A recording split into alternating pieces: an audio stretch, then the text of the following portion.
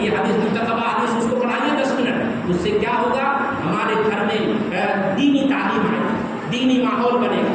آج کون گھر ایسا ہے جس گھر میں بچیاں پڑھی ہوئی نہیں ہیں؟ ایک زمانہ تھا کہ پورے گھر میں ماں جاہل، نانی جاہل، دادی جاہل، ممانی جاہل، پھوپھی جاہل، خالہ جاہل، سب کا سب جاہل۔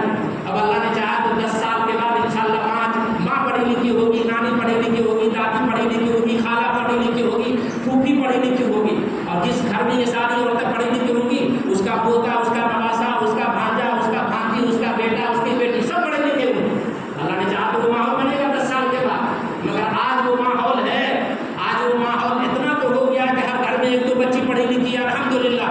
ان بچیوں کو کتاب دیجیے، اور جس ماں کو کچھ نہیں آتا اس ماں کو کہیے کہ پڑھ کر کے وہ سنائے، اس ماں کو پڑھ کر کے سنائے، بیٹی کو پڑھ کر کے سنائے، گھر کے مستورات کو پڑھ کر کے سنائے۔